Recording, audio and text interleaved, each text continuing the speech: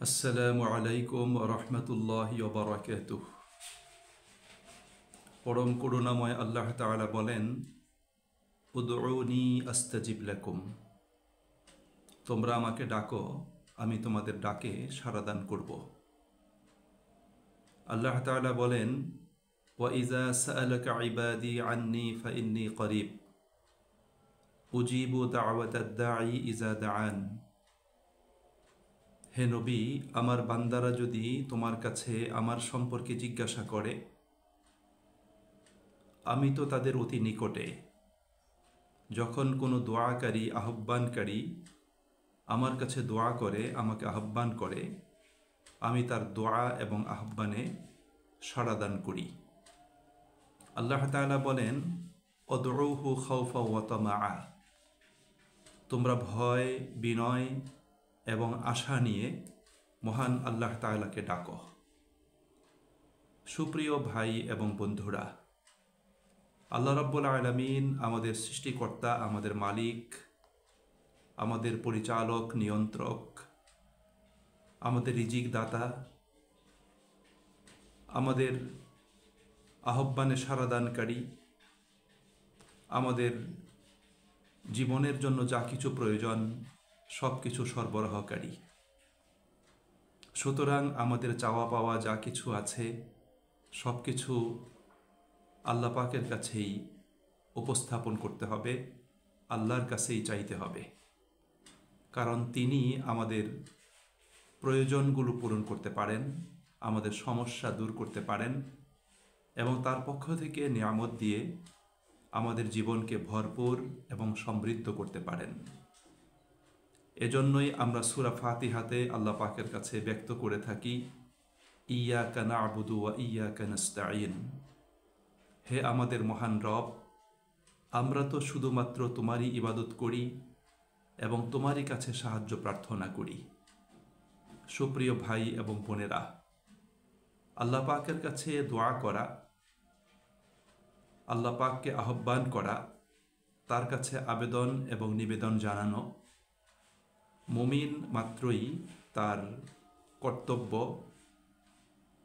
এবং মুমিন ব্যক্তি তার নিজের প্রয়োজনেই আল্লাহ পাককে ডাকবে, আল্লাহ পাকের কাছে আবেদন নিবেদন জানাবে, আল্লাহ পাকের কাছে দোয়া করবে। দোয়া মানে হলো আল্লাহ পাকের কাছে কোনো কিছু চাওয়া, তার কাছে আবেদন নিবেদন জানানো, তাকে ডাকা, তার কাছে প্রার্থনা করা। এবং এই দোয়া হতে হবে অবশ্যই বিনয়, ভালোবাসা, ভয় এবং আশা নিয়ে। রাসূল করিম সাল্লাল্লাহু আলাইহি ওয়াসাল্লাম দোয়াকে সকল ইবাদতের মূল এবং মগজ বলেছেন। অন্য হাদিসে তিনি বলেছেন যে দোয়াটাই হলো ইবাদত। আল্লাহ তাআলা এমন এক মহান সত্তা, তার কাছে দোয়া করলে, আবেদন জানালে, প্রার্থনা করলে তিনি সন্তুষ্ট হন। এজন্য আল্লাহ পাকের কাছে দোয়া করতে হবে, তাকেই ডাকতে হবে। যে কোনো সময় আল্লাহ পাককে ডাকলে আল্লাহ তাআলা তার ডাকে সাড়াদান করেন। যদিও আল্লাহ রাব্বুল আলামিনের কাছে ডাকার সুনির্দিষ্ট কোনো সময় নেই, বান্দা যে কোনো সময়, যে কোনো মুহূর্তে তার প্রয়োজনের কথা আল্লাহ পাকের কাছে ব্যক্ত করতে পারে। তারপরেও হাদিসে রাসূল করিম সাল্লাল্লাহু আলাইহি ওয়াসাল্লাম এবং কোরআনুল কারীমে আল্লাহ রাব্বুল আলামিন তার কাছে দোয়া কবুলের জন্য তিনি কিছু সময়, স্থান, অবস্থা এবং পরিস্থিতি আমাদের সামনে উপস্থাপন করেছেন।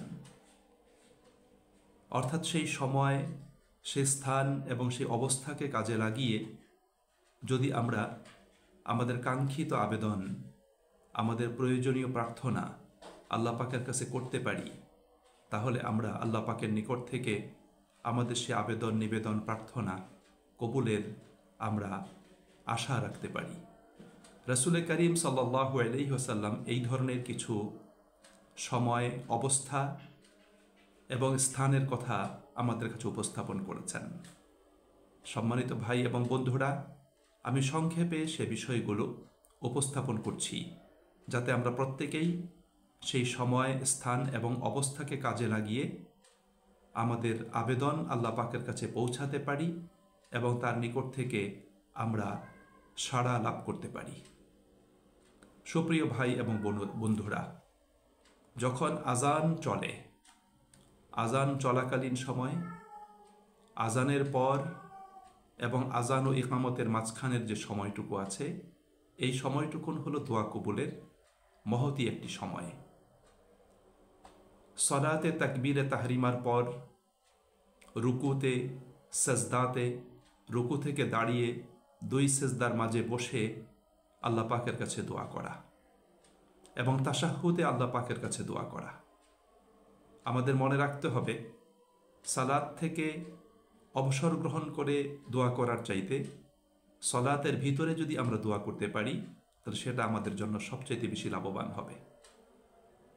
আল্লাহ নবী সাল্লাল্লাহু আলাইহি সাল্লাতু ওয়াসসালাম তিনি সলাতের ভিতরে 7 জায়গাতে আল্লাহ পাকের কাছে দোয়া করতেন।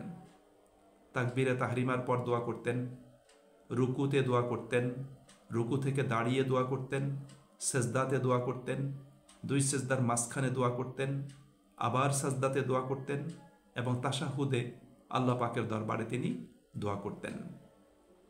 সকাল, সন্ধ্যা এবং মধ্যরাতে আল্লাহ পাকের কাছে দোয়া করা এবং সালাম ফিরানোর পরে রাসূল করিম সাল্লাল্লাহু আলাইহি ওয়াসাল্লাম তিনি মাসনুন কিছু দোয়া এবং জিকির করতেন। নামাজ থেকে অবসর গ্রহণ করার পরে সালাম ফিরানোর পর যেমন তিনি সালাম ফিরিয়ে তাকবীর বলতেন, 3 বার ইস্তেগফার পড়তেন, আল্লাহুম্মা আনতাস সালাম এই দোয়াটি পড়তেন, লা ইলাহা ইল্লাল্লাহু ওয়াহদাহু লা শারীকা লাহু লাহুল মুলকু ওয়া লাহুল হামদু ইউহয়ী ওয়া ইউমীত ওয়া হুয়া আলা কুল্লি শাইইন কাদির এই দোয়াটি পড়তেন, 3 তাসবিহ পাঠ করতেন, আয়াতুল কুরসি পড়তেন। এভাবে বিভিন্ন দোয়া পড়তেন রাসূল করিম সাল্লাল্লাহু আলাইহি ওয়াসাল্লাম। আমরা যদি সালাতের সালাম ফিরিয়ে এই মাসনুন দোয়া এবং জিকিরগুলো করতে পারি, এর দ্বারা আমরা প্রভূত লাভবান হতে সক্ষম হব ইনশাআল্লাহ। সাহরির সময় এবং ইফতারের পূর্বের দোয়া আল্লাহ পাকের দরবারে কবুল হয়। আল্লাহ পাক কোরআনে বলেছেন, অবিল আসহারি হুম ইয়াস্তাগফিরুন, যে আল্লাহ পাকের মুমিন বান্দাগণ সাহরির সময় আল্লাহ পাকের কাছে ইস্তেগফার করে। এই জন্য এটা দোয়া কবুলের একটা মহতী সময়। রোজাদার ব্যক্তির দোয়া কবুল হয়। রামাদানের শেষ দশক, রামাদান মাস, জুলহিজ্জা মাসের প্রথম দশক, লাইলাতুল কদর এবং জুমার রাত ও জুমার দিনের দোয়া আল্লাহ পাকের দরবারে কবুল হয়। বৃষ্টির সময় দোয়া কবুল হয় এবং জিহাদের ময়দানে যখন মুমিন বান্দাগণ বাতিলের বিরুদ্ধে জিহাদের ময়দানে অবতীর্ণ হয়, সে সময় আল্লাহ পাকের দরবারে মুমিন ব্যক্তির দোয়া কবুল হয়। মুসাফির ব্যক্তির দোয়া কবুল হয়। একজন মুমিন ব্যক্তি যখন সফরে থাকে, তার যে কোনো সফর, সেই সফর অবস্থাতে মুমিন ব্যক্তির দোয়া আল্লাহ পাকের দরবারে কবুল হয়। হজ এবং উমরাহকারী ব্যক্তি যখন ইহরাম অবস্থাতে থাকে, তখন তার দোয়া কবুল হয়। আরাফাতের ময়দানে 9 জুলহজ্জা, মুজদালেফায় ফজরের সালাতের পর, মিনায় ছোট ও মধ্যম জামরাতে কঙ্কর মারার পরে এই সময় কৃত দোয়া আল্লাহ পাকের দরবারে কবুল হয়। বাইতুল্লাহকে দেখে বাইতুল্লাহর তাওয়াফ করার সময়, সাফা মারোয়ার সাই করার সময়, হাতিমের ভিতরে মুলতাজাম এবং মিজাবে রহমতের নিচে দাঁড়িয়ে দোয়া করলে দোয়া কবুল হয়। জমজমের পানি পান করার সময় দোয়া আল্লাহ পাকের দরবারে কবুল হয়। অসুস্থ ব্যক্তির দোয়া কবুল হয়। মজলুম এবং বিপদগ্রস্ত ব্যক্তির দোয়া কবুল হয়।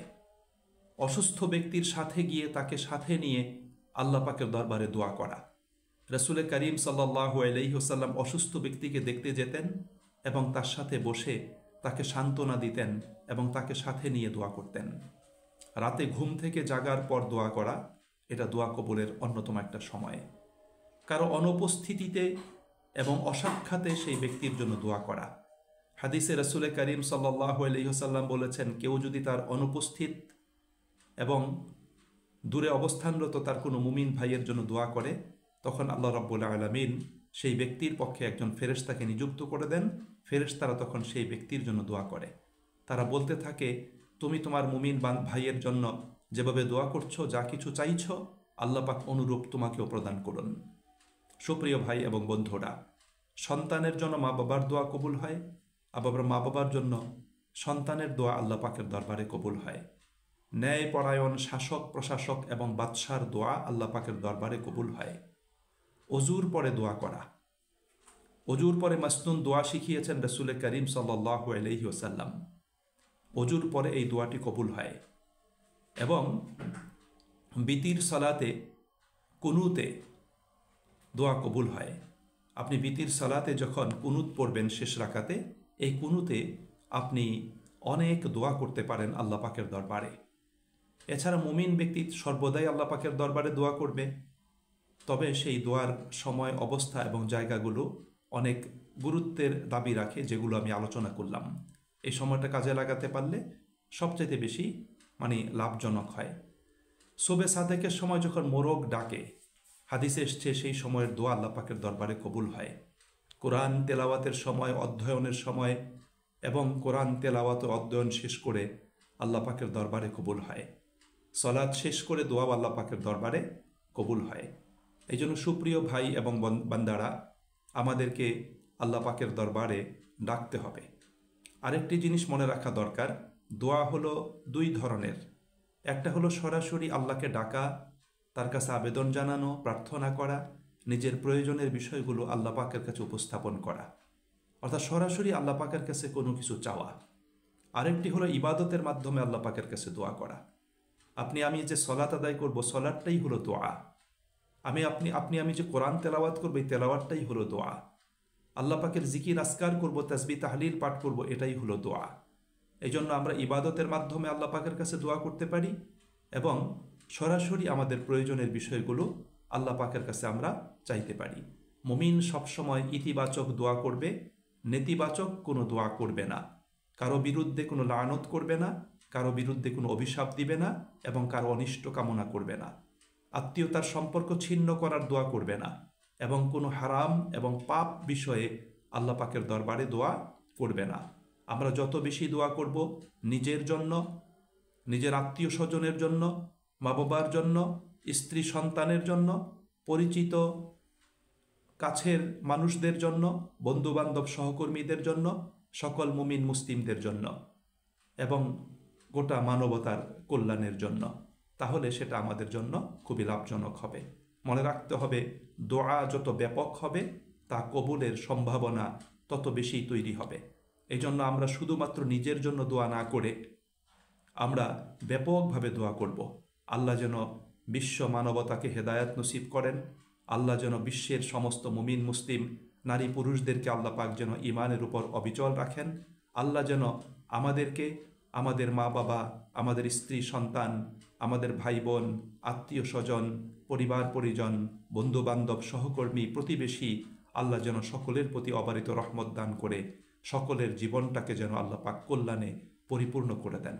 আল্লাহ যেন আমাদেরকে ইহজাগতিক সফলতা দান করেন। আল্লাহ যেন আমাদেরকে পারলৌকিক সফলতাও নসিব করেন এবং আল্লাহ রাব্বুল আলামিন যেন তার এই জমিনে তার দ্বীনকে আল্লাহ পাক কায়েম করে দেন, যেন আমরা দ্বীনের পরিপূর্ণ সুফল আমরা প্রত্যেক মুমিন নারী এবং পুরুষ আমরা লাভ করতে পারি। সুপ্রিয় ভাই এবং বন্ধুরা, আসুন আমরা প্রত্যেকেই দোয়া কবুলের এই মহতী সময়, স্থান, অবস্থা এবং পরিস্থিতিকে কাজে লাগিয়ে আমরা আল্লাহ পাকের দরবারে দোয়া করি এবং এর মাধ্যমে আল্লাহ পাকের নিকট থেকে রহমত এবং অনুগ্রহ লাভ করার জন্য চেষ্টা করি। আল্লাহ আমাদেরকে তৌফিক দান করুন। ওয়া আখিরু দাওয়ানা আনিল হামদুলিল্লাহি রাব্বিল আলামিন।